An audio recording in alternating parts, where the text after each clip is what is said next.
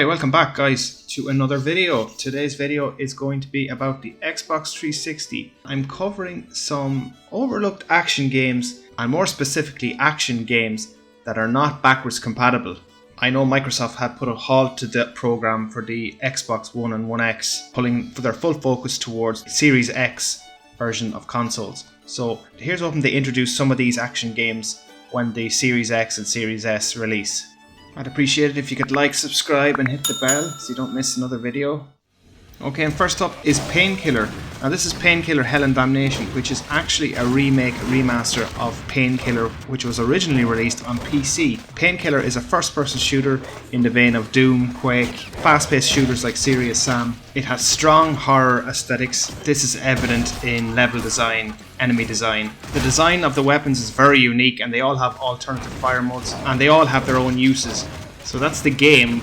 But just to show you what's unique about the Collector's Edition, it includes the soundtrack to the game, a really well detailed art book, and some really fantastic drawings in here. It looks to be concept art from the original game and the remaster. Some really detailed drawings of the enemy design in this, so really cool. So overall, some really cool extras included in the Collector's Edition of Painkiller for the Xbox 360. There's also a making of DVD, which looks really interesting. You might watch that over the Halloween. So anyway, that's just a general showcase of Painkiller on the Xbox 360. Let's move on to the next game, which is another kind of hidden gem, if you'd like to say that. Stranglehold for the Xbox 360. It's technically a sequel to Hard Boiled, so one of my favourite action movies by John Woo, and Chow Yun-fat resumes his role as the hard-boiled cop Tequila. And this game is in vein of Max Payne, which is probably the closest comparison I can give. It's got slow-mo, got diving, it's got loads of guns, got loads of destruction. Really fun, arcadey style Max Payne. I actually think this has been stuck in licensing hell currently until GOG recently releases, so GOG Games. So it's now quite possible that this could make a return on consoles via the Xbox Series X. Okay, next up is Dead to Rights Retribution, which is an underrated action game on the 360, and it was originally on the Xbox and PS2 if I can remember. It features a dog, which you can control the dog, really fun, and then you also control the main protagonist. It's a mixture of a beat 'em up and a shooter, but very satisfying combat, and it's pretty violent, so it's over the top violence. Anyway, definitely overlooked. You can get this reasonably cheap, as a lot of the 360 games. I think I paid about €6 to get this copy delivered, so I mean that's great value for what's really a great play over a weekend. These are the type of games too that you can play once and they don't outlast their welcome. I'm sick and tired of really long drawn out filler games. Just want to get into something, complete it and be done with it. A great type of game for this purpose, and it's easy to get into also. Okay, next up is The Club, which was released in 2008 when there was a raft of action games, and this also got overlooked. It's very hard to explain what type of game it is. Try to imagine mixing a timed racer with a third-person action game, putting in an arcade aesthetic in it and a score multiplier system.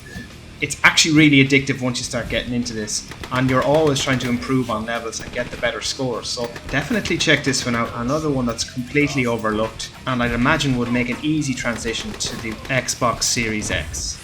Okay, next on the list is the first-person shooter / horror Fear or First Encounter Assault Recon. This was originally released on the PC. It's a combination of a slow-mo first-person shooter, and it combines that with a style of Japanese horror, something you'd see familiar in The Grudge or The Ring.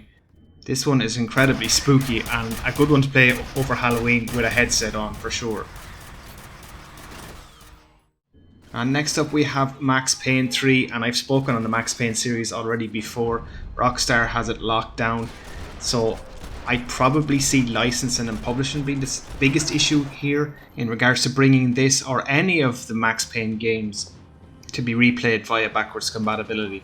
It's such a shame because this is such a great series. I really wish Rockstar would at least consider giving this another chance. But anyway, I think it'd be great if they could bring the trilogy to the Xbox Series X.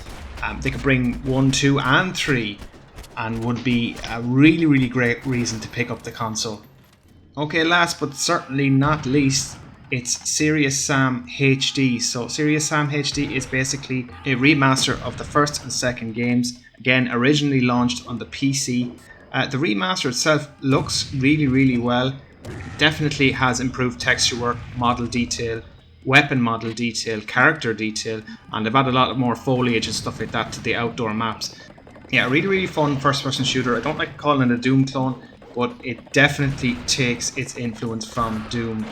And this plays surprisingly well on a controller for what's probably considered a twitch shooter.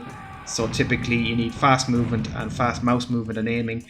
So yes, that's Serious Sam HD, and again I think could benefit easily from backwards compatibility, maybe 4K enhanced, the usual bells and whistles that they add with the enhancements via the backwards compatibility features. Anyway guys, thanks very much for watching this video. Please don't forget to like, subscribe, hit the bell. Been putting so much work into all these videos since I started this channel. Share your comments down below, let me know what you think. Let me know if there are other games that you would have added to the list. Anyway, thanks for watching guys, and see you in the next video.